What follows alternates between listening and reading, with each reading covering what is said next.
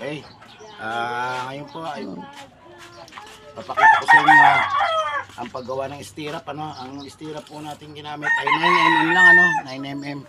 Tapos ang haba po niya ay 75 po para hindi po mabuta lang ating bakal, dahil 6 meters ang haba niyan. Ngayon po, dahil marami na tayong nagawang stirrup, nakita mo to. Ayan, nakita mo. Marami tayong nagawang stirrup. Ito na lang huli, papakita ko sa inyo kung paano buuin.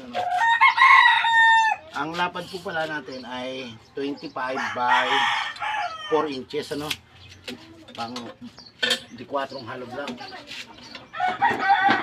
Una po ay babaluktutin yung paleta C.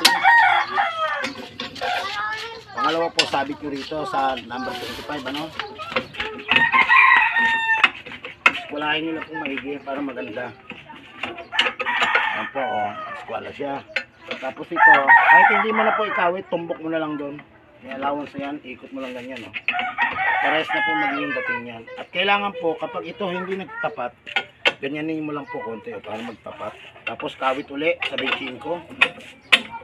Sa mga baguhan lang po na gumagawa ng ganito anilyo at stirrup,